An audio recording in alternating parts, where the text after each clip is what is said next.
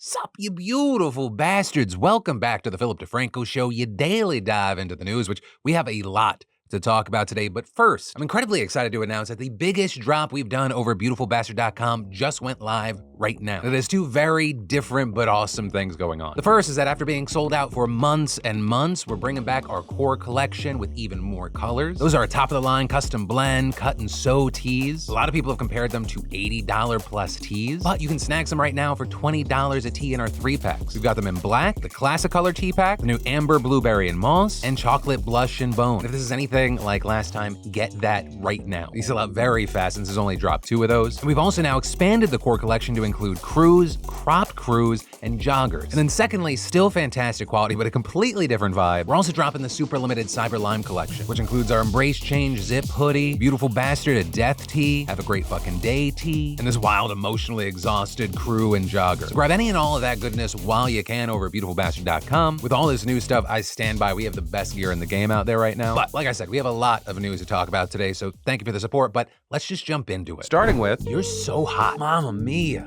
Take that bikini off. I'm gonna give you a second to guess which one of these 3 photos those comments are from. Are you ready? And trick question, this is not the Philip DeFranco Show from 15 years ago where we had a lovely Lady of the Day segment. We got a real problem to talk about today because those comments came from under the post of a 9-year-old, a literal 9-year-old. And very notably, the reason we're talking about this, it's not the kid who's posting these photos. Instead, her Instagram account is reportedly run by a team of adults. And she is far from the only kid in this situation because there are seemingly endless amounts of parents out there trying to turn their kids into kidfluencers to make a quick buck. And even without the stuff that people would call alarmingly suggestive, you still have a massive question of can children ever truly consent to becoming social media stars even if they think that's what they want? And if they can, I mean, what's it gonna be like them 5 or 10 years down the road when they're in high school and every other kid in school knows them for what they posted when they were 6, 7, or 8. And part of the reason this conversation has gotten a big spotlight again is because you actually had a huge creator by the name of Pokimane asking the same question on a recent episode of her podcast. But they're saying parents need to have these questions in mind anytime they're posting something with their kid in it. But also at the same time, really digging into the ones who are pretty obviously exploiting their kids for clout. Are you really a parent if you're being so goddamn irresponsible? And you'll see on these TikToks, the video will have like 100,000 saves. Who is saving a video of like a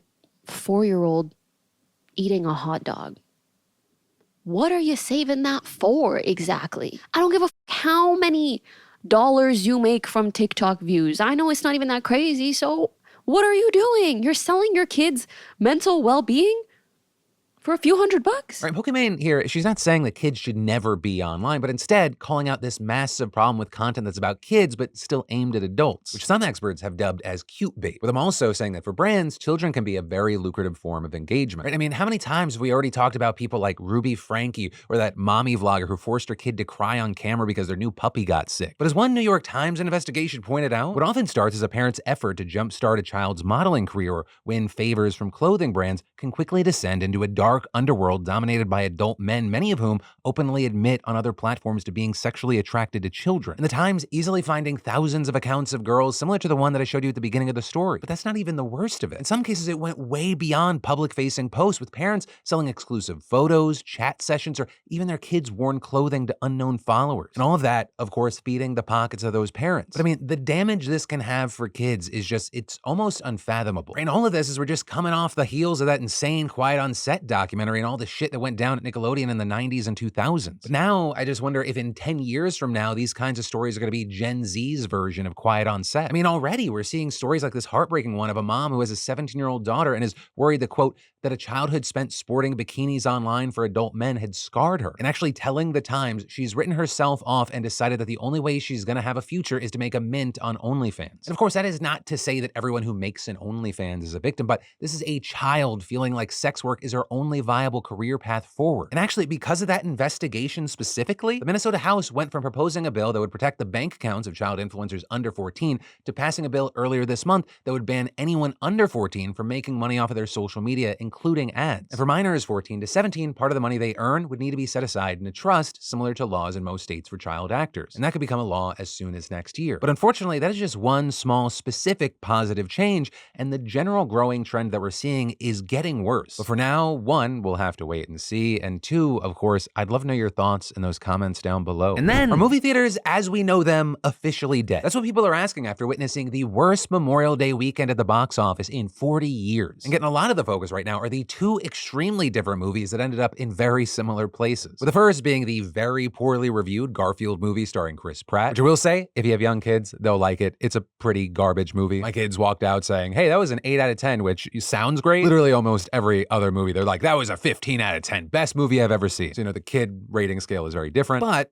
despite grossing barely more than $30 million, it still did relatively good for itself, considering it only cost Sony $60 million before marketing and distribution. But then also, you had the film that everyone expected to blow Garfield out of the water and just steal the weekend, the Mad Max prequel, Furiosa, which DeFranco review there. It is fucking phenomenal. And not just because I may or may not be in love with Anya Taylor-Joy, but with a production budget of $168 million, it only grossed $31 million over the 4-day weekend. Or to put it another way, half of what Mad Max Fury Road made in today's dollars over a normal weekend. With IMDb pointing out this marks the lowest debut for a #1 Memorial Day release since Indiana Jones and the Temple of Doom in 1984. And that's even though on the surface, it had everything going for it. It was the new installment in a beloved franchise after the 6-time Oscar-winning Fury Road. It had an impressive cast, right? Not only Anya Taylor-Joy, but also Chris Hemsworth. It's got exceptionally good reviews from critics and audiences alike. Furiosa is extraordinary. While of course maintaining that iconic DNA that Mad Max has become known for of beautiful action set pieces, practical effects,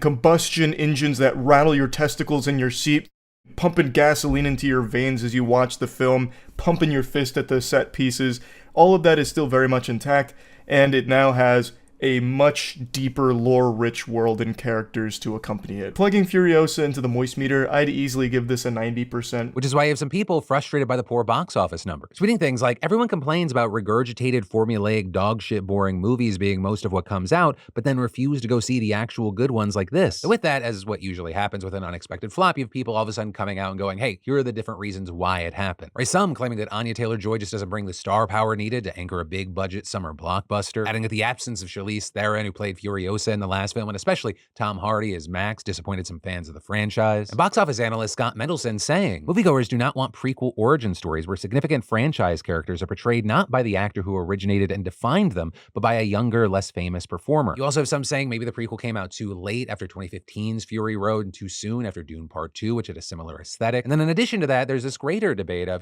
was this weekend's performance just an outlier, or is it a doomsday sign for the movie theater industry? Because this is not coming out of nowhere. Marvel had multiple flops last year. More recently, The Fall Guy bombed despite good reviews and an all-star cast. And all this playing out while not commenting on those particular films. John Musker, right, the guy who directed The Little Mermaid, Aladdin, and Hercules, he just accused Disney of putting political messaging ahead of its story in recent projects, with him saying the classic Disney films didn't start out trying to have a message. They wanted you to get involved in the characters and the story and the worlds, and I think that's still the heart of it. You don't have to exclude agendas, but you have to first create characters who you sympathize with and who are compelling. Also, underlining all this is the simple factor of money. Right, moviegoing now, for a lot of people, it is expensive. And a lot of people, they're just not willing to spend what disposable income they have on it, which then gets into a little bit of a chicken or the egg debate. Because in recent years, the amount of time it would take for a movie to go from the theaters to something on demand, that is shrunk. Like, they gave The Fall Guy a 4 Mississippi count before they took that thing and threw it on demand. But as to whether this is a blip or something longer standing, we'll see. We have big summer sequels coming up. We've got Inside Out 2, Despicable Me 4, Deadpool, and Wolverine. But also with this, regarding streaming versus going to the theater, you have people arguing about something that many young men have thought in their lives. Does size matter? With that, you recently had Netflix co-CEO Ted Sarandos telling the New York Times that he thinks Barbie and Oppenheimer, that they would have definitely been just as big on Netflix, saying there's no reason to believe that the movie itself is better in any size of screen for all people. My son's an editor. He's 28 years old, and he watched Lawrence of Arabia on his phone. So to that, I would say that the size of the screen does sometimes matter. But what I find to be a bigger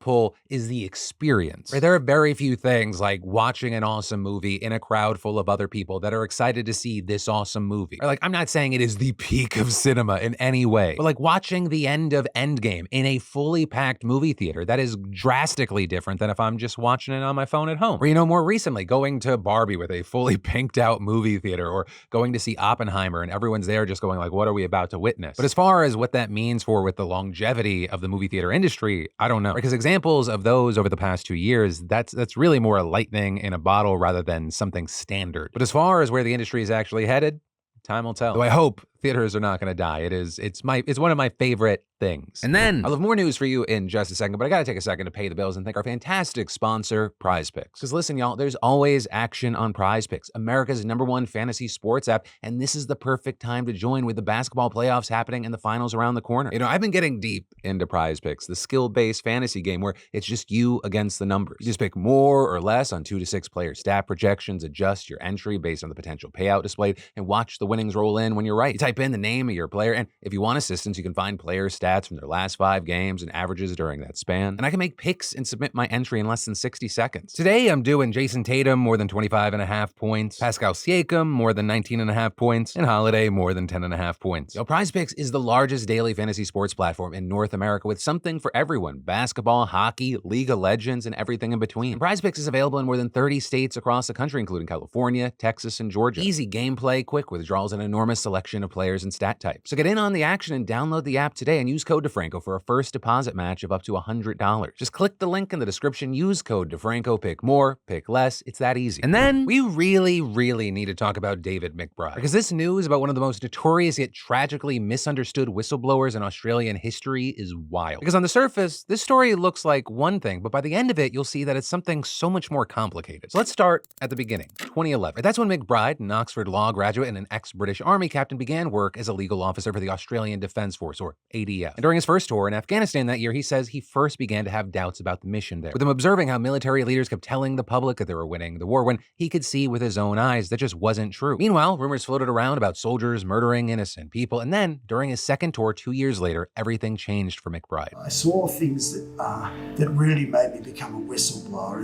in 2013 on my Special Forces tour. We were suddenly investigating people who are just defending themselves. And we were trying to put them in jail, and we are suddenly running around trying to find scapegoats. We had become incredibly cynical, where we would make heroes when they weren't heroes. We would make villains when they weren't villains. We didn't care about whether we were actually winning the war. We put out false messages. The Afghan people meant nothing to us.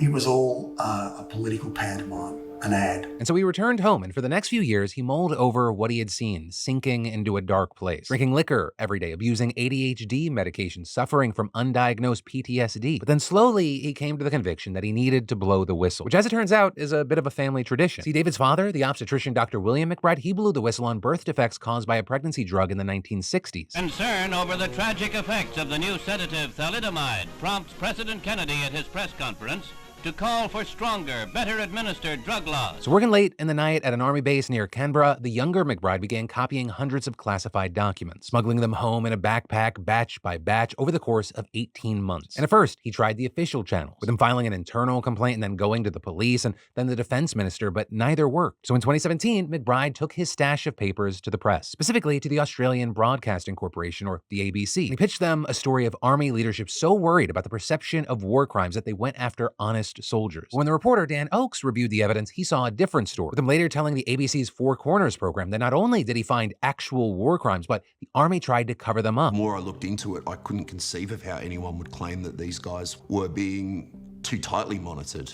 It was precisely the opposite. I mean, the picture that became clear was just one of Afghanistan being a black hole in which events occurred.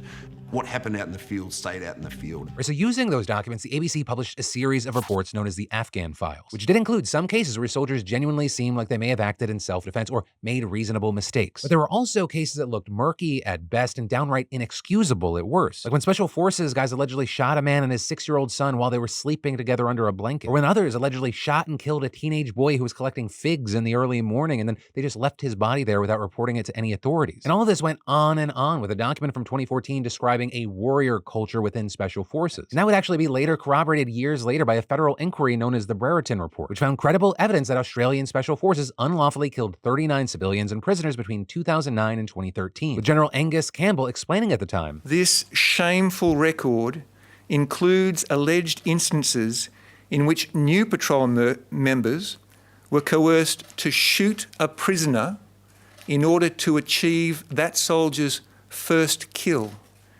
in an appalling practice known as blooding. Further to this, throwdown weapons and radios were also reportedly planted to support claims that people killed were enemy killed in action. But while the government apologized for all those killings and the misconduct, it was also busy going after McBride. Because it didn't take police long to figure out it was him behind the leak. But when they ended up swarming his apartment, they found plastic tubs full of classified documents, but no McBride. And that's because he actually fled to Spain, where he hid for about a year. But being the family man that he was, he couldn't help but risk getting caught by returning to Australia for a father-daughter school dance. With that actually being how he was ultimately discovered and interrogated, with him confessing to everything. And so with that, federal police charged him with stealing Commonwealth property, breaching the Defense Act, and disclosing confidential information. But they also didn't stop there. No, they also began building a case against the reporter Dan Oakes, his colleague on the Afghan files Sam Clark, and the ABC News director Gavin Morris, with all three men's names being listed on a search warrant for the ABC's Sydney headquarters. And in 2019, police actually raided the building, seizing documents and shocking the whole world, with media outlets, activist groups, and politicians alike condemning the move as a threat to press freedom. And this is the police never actually found the classified materials there. And facing intense public pressure, prosecutors eventually decided to not charge the journalists, saying that although a case against them could have been made,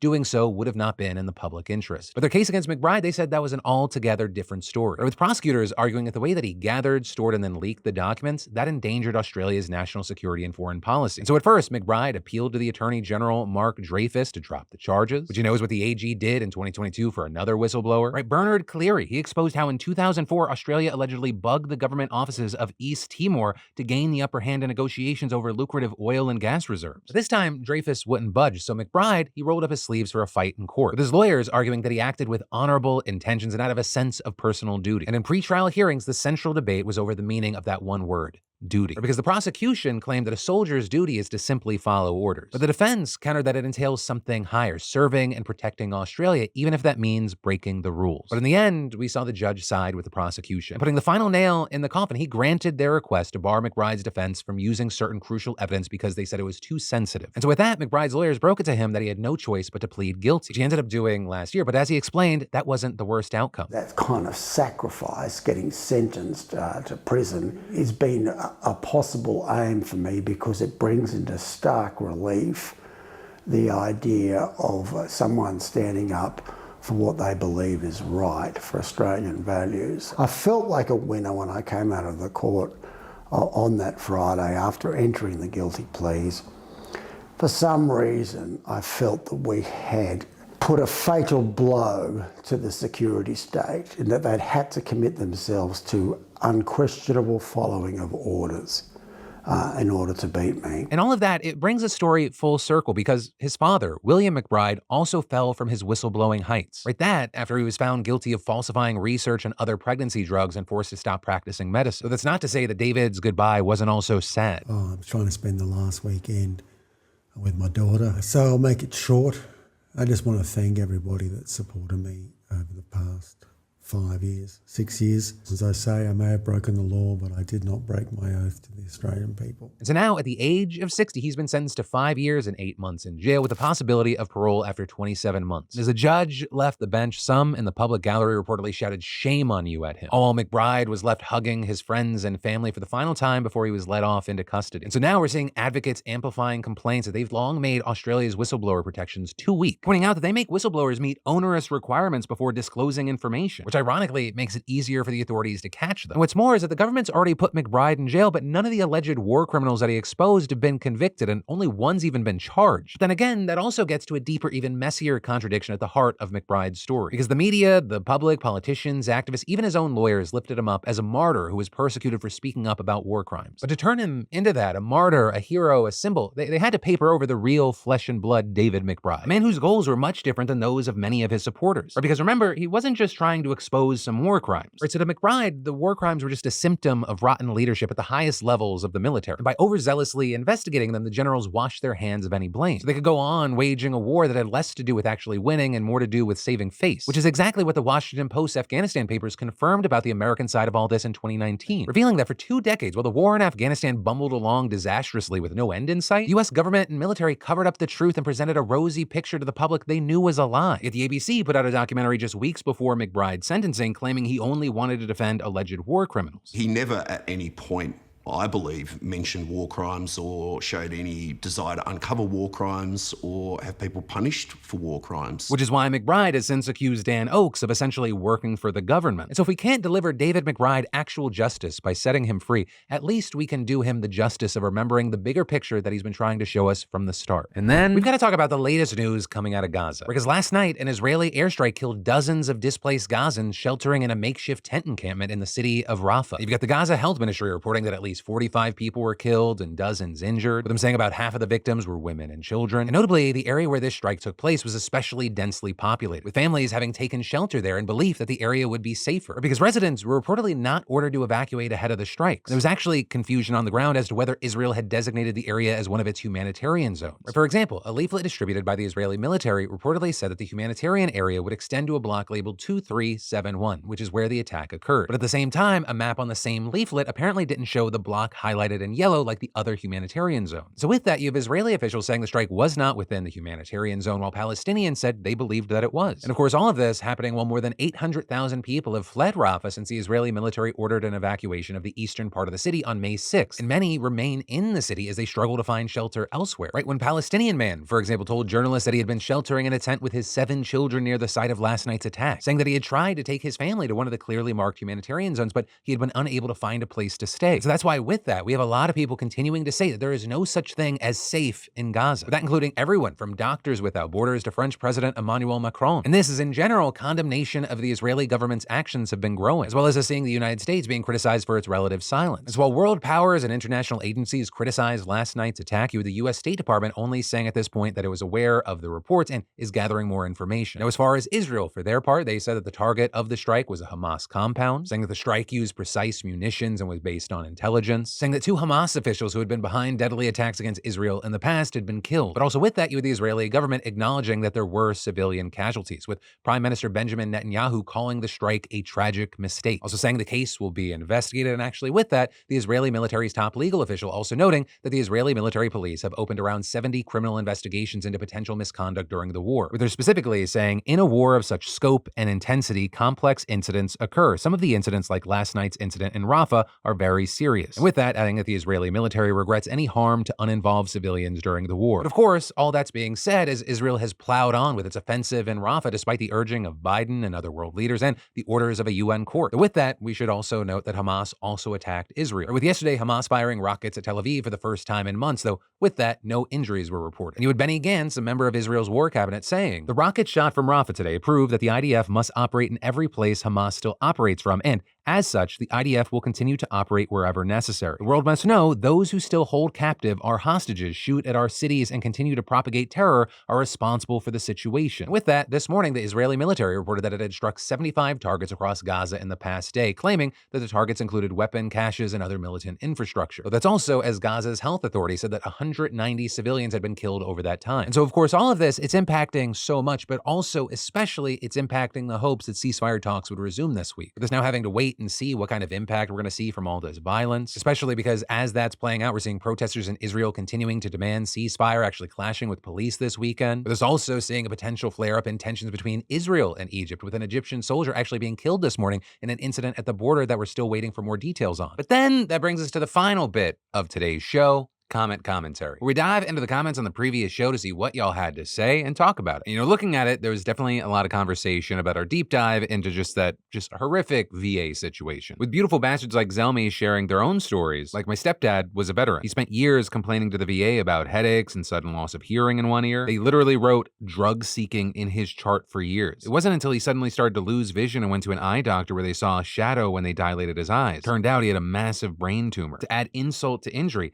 they botched his surgery, leaving him completely disabled at only 32 years old. For the 3 years he lived, the VA refused to approve more than 20% disability despite him needing around-the-clock care. The VA is constantly too little too late at best and grossly neglectful at worst, which leaves vets even more vulnerable to getting taken advantage of. And there was also just like a general shock at the U.S. healthcare system, with Jules saying, "The USA, where healthcare requires half a dozen middlemen before your first appointment," and adding, "Australia, where you turn up, get an appointment, and come back half an hour before it starts, just in case everyone before you just needed their script renewed." Though with that, you you also had some like Travis replying, let's not forget the best part, pay 2 small annual fees for Medicare and ambulance coverage, and healthcare is basically free. I've been hit by a car, tripped and fell on a sidewalk, dislocating my knee, was bitten by a spider and had an adverse reaction, and not once did I have to pay a cent. One time there was going to be a $40 fee for one of those special boots, but they waived it because I didn't have any money on me at the time. Australian healthcare ain't perfect, but it's pretty bloody good. But then in other news, you had a lot of people with the news around the Live Nation lawsuit, and then Live Nation's response, like rolling their eyes so hard they might have dislocated a retina. With y'all saying things like, Live Nation accusing the DOJ of depriving people of entertainment is a joke. There have been multiple venues corroborating the retaliation claims and artists slamming them for screwing over their fans. While I admit the jury trial is a bit of a weird choice, I hope that the company is forced to break up for all the shit they've put regular people and fans through. Then, regarding the whole controversy around foreigners in other countries and